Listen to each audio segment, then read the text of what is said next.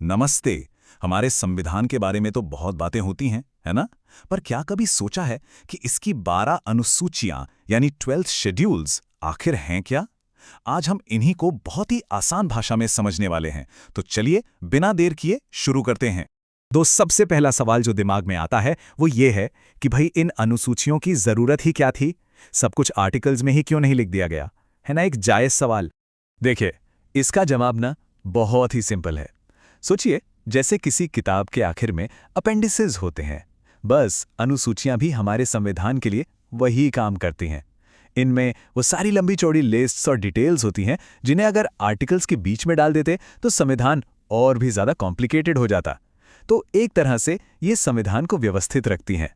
तो चलिए फिर एक एक करके इन्हें समझते हैं। सबसे पहले बात करते हैं पहली 4 अनुसूचियों की। ये आप कह सकते हैं हमारे देश की नींव हैं, इसका पूरा ढांचा तैयार करती हैं। तो सबसे पहले नंबर 1, ये अनुसूची सीधे सीधे ये बताती है कि भारत आखिर है क्या, मतलब हमारा देश दिखता कैसा है। तो इसमें क्या है? इसमें हमारे सारे राज्यों और केंद्र शासित प्रदेशों यानी यूनियन टेरिटरीज के नाम हैं, उनकी सीमाएं कहाँ तक हैं, ये सब कुछ इसमें लिखा है। आसान भाषा में कहें तो ये हमारे संविधान का ऑफिशियल नक्शा है। ठीक है, तो देश का नक्शा तो बन गया, अब इसे चलाएगा कौन? और जो चलाएंगे उनकी सैलरी वगैरह का क्या होगा? यहीं पर आती है दूसरी अनुसूची। इसमें हमारे देश के जो सबसे बड़े पद हैं ना, जैसे राष्ट्रपति, governor, supreme court, high court के जज, इन सब की सैलरी और भत्तों का पूरा हिसाब किताब है। और ये ज़रूरी भी है ताकि ये लोग बिना किसी फाइनेंशियल प्रेशर के आज़ादी से अपना काम कर सकें। तो पद हो गया, वेतन भी हो गया, अब बारी आती है वचन की, यानी शपथ की। और इसके लिए हमें देखना होगा अनुसूची नंबर 3। जब भी कोई बड़ा अधिकारी जैसे कोई मंत्री, सांसद या जज अपना पद संभालता है तो उन्हें एक शपथ लेनी पड़ती है, राइट? तो वो शपथ क्या होगी, उसके शब्द क्या होंगे, वो सब कुछ इसी अनुसूची में लिखा हुआ है। चलिए इस पहले ग्रुप की आखिरी अनुसूची पर आते हैं, नंबर 4।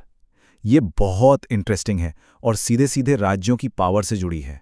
तो ये अनुसूची बताती है कि राज्यसभा में किस राज्य से कितनी सीटें होंगी, मतलब केंद्र की सरकार में हर राज्य का कितना रिप्रेजेंटेशन होगा, ये यहीं से तय होता है। ये हमारे संघीय ढांचे की जान है। तो ये थी पहली 4 अनुसूचियां जो देश का ढांचा बनाती हैं।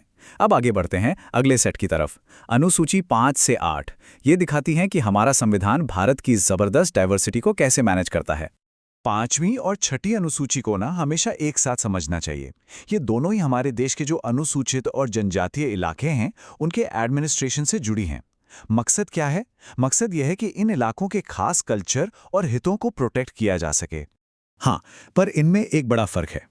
5वीं अनुसूची तो देश के कई राज्यों के शेड्यूल्ड एरियाज पर लागू होती है, लेकिन जो 6ठी अनुसूची है वो स्पेशली 4 राज्यों के लिए है, असम, मेघालय, त्रिपुरा और मिजोरम। यहाँ के जनजातीय क्षेत्रों को और भी ज्यादा स्वायत्ता दी गई है। अब आते हैं एक बहुत ही जरूरी अनुसूची पर, नंबर 7। ये तय करती है कि देश में पावर किसके पास होगी, मतलब कानून बनाने का अधिकार किसका है। तो इसमें ना 3 लिस्ट दी गई हैं। पहली है संघ सूची। इसमें वो मामले हैं जैसे डिफेंस या फॉरेन अफेयर्स, जिन पर सिर्फ और सिर्फ केंद्र सरकार कानून बना सकती है। दूसरी है राज्य सूची, जैसे पुलिस या पब्लिक हेल्थ, इस पर कानून बनाने का हक राज्यों का है। और तीसरी है समवर्ती सूची, जैसे शिक्षा, इस पर केंद्र और राज्य दोनों ही कानून बना सकते हैं। जब हम डाइवर्सिटी की बात कर ही रहे हैं तो भाषाओं को कैसे भूल सकते हैं? और यहीं पर आती है हमारी 8वीं अनुसूची। ये अनुसूची हमारे देश की भाषाई विविधता का एक खूबसूरत सबूत है। इसमें उन 22 भाषाओं की लिस्ट है जिन्हें हमारे संविधान ने मान्यता दी है। इससे पता चलता है कि हमारा संविधान हर भाषा का सम्मान करता है। चलिए, अब हम पहुंच गए हैं आखिरी 4 अनुसूचियों पर। ये सभी गवर्नेंस और पावर से जुड़ी हैं। और एक खास बात, ये चारों ओरिजिनल संविधान में नहीं थी, इन्हें बाद में जोड़ा गया है। 9वीं और 10वीं ये दोनों ही पॉलिटिक्स और कानून से जुड़ी हैं। 9वीं अनुसूची में ऐसे कानून डाले गए थे, खासतौर पर जमीनी सुधार से जुड़े, जिन्हें अदालतों में चैलेंज नहीं किया जा सकता था। और 10वीं अनुसूची वो तो दल बदल को रोकने के लिए है। ये जो दल बदल विरोधी कानून है ना, ये एमएलएज और एमपीज को एक पार्टी के टिकट पर चुनाव जीतने के बाद दूसरी पार्टी में जाने से रोकता है। इससे सरकारों में स्थिरता बनी रहती है। ये दोनों ही अनुसूचियां काफी पावरफुल हैं। अब आती है 11वीं अनुसूची। ये लोकतंत्र को सीधे हमारे गांवों तक ले जाती है। इसमें पंचायतों को दी गई शक्तियों और जिम्मेदारियों की लिस्ट है। कुल 29 ऐसे विषय हैं जिन पर पंचायतें काम कर सकती हैं, ताकि असली पावर लोगों के हाथ में आए। और जो काम 11वीं अनुसूची गांवों के लिए करती है, वही काम 12वीं अनुसूची शहरों के लिए करती है। ये नगर पालिकाओं यानी म्यूनिसिपैलिटीज को पावर देती है। इसमें 18 विषय हैं जिनसे शहरों का एडमिनिस्ट्रेशन बेहतर होता है। तो हमने सारी 12 अनुसूचियों को देख लिया। अब सवाल ये है कि आखिर ये इतनी जरूरी क्यों है? What's the big deal? देखिए, सीधी सी बात है, ये सिर्फ कोई बोरिंग लिस्ट नहीं है।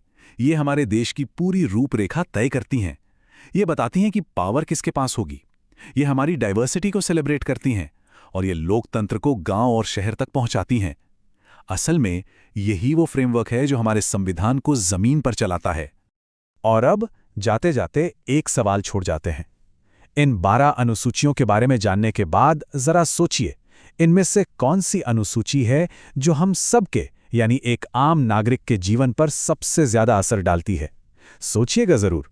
इसी सवाल के साथ आज की ये चर्चा यहीं खत्म करते हैं।